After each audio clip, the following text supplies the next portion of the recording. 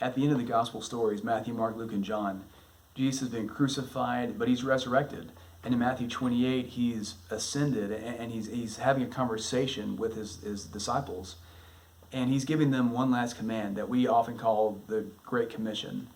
And basically what he says is, you guys, my disciples, go and make more disciples like I've made you my disciples by baptizing them and teaching them everything that I've taught you to do and live those kind of lives. And then we skip to Acts chapter 1, and he's having kind of a continuation of the same conversation he was having in Matthew 28. His disciples were asking him, we'll go and do these things, but how do we do it? Or are you coming with us? How do we establish this new kingdom? And Jesus says, don't worry about the details, but you guys are going to be my witnesses, starting here in Jerusalem, going to the rest of Israel, and then to the rest of the world. And after that grand statement and commission, he floats up into the sky, and they kind of stand there looking at the clouds, just gawking, just, mouths open at what they're supposed to do. And a lot of times that describes us today, Christians, when we consider evangelizing and sharing our faith in this grand commission Jesus has given us. We're staring at the sky going, what do we do now? So the big question we want to answer in this class is, how did the early Christians evangelize? What was their method? As we're going to find out, it was less of a method or a plan for them and more just of a lifestyle. In Acts chapter 8, the Christians are all together in Jerusalem, but then Stephen, who's one of the prophets of the early church, gets stoned to death, and that makes them scatter. And in Acts chapter 8 and verse 4, there's a very particular verse that's important to this discussion, where it says the Christians went out wherever they went, and they carried the good news with them.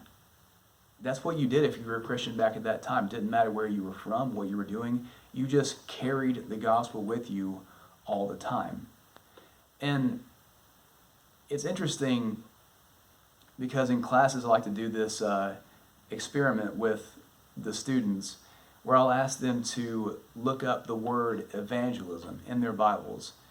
And you offer some kind of prize and say, whoever can find the word evangelism in the Bible first, I'll give you a $50 gift card to wherever you want to go eat. It's on me. Or better yet, if you can find an evangelism plan that the early church had, dinner will be on me. If the first person to find that, you get all these things and more. And of course, the cruel joke is that it's not in there. The word evangelism is not in there.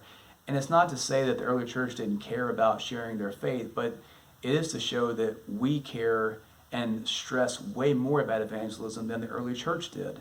To them, it was a lifestyle, and to us, it's like a project. To us, it's a thing that we can never really figure out. Another interesting study moment or fun exercise to do is to compare how often the Bible writers write about being like Christ, conforming your life to Him and making wise decisions like He would. How many of those there are in the New Testament compared to verses encouraging them to go out and talk to their friends and family about their faith. There's a ton of verses talking about being like Christ and hardly any talking about here's how you share your faith in a non-intrusive way. It's really just not in there.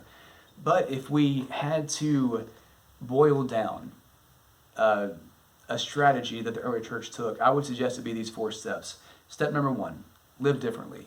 And that's what Jesus emphasized throughout His entire ministry. In Matthew 5, He talked about being lights in a dark world. And He says, let your light so shine, others see your good works, and then they will glorify your Father in heaven. Step 2, when people see you living differently, they will ask about what you're doing. And it's your responsibility as a Christian then to respond in an appropriate way. In 1 Peter 2 and chapter 3, 1 Peter chapters 2 and 3, he talks about keeping our conduct honorable among the world. So when they see us, they will see our good works and they'll glorify God, just like Jesus said.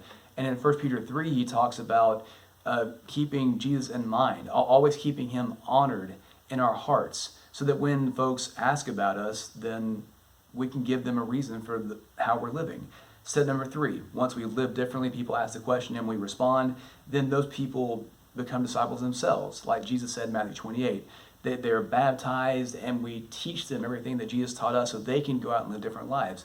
Step 4, it's kind of annoying, but step 4 is repeat that process.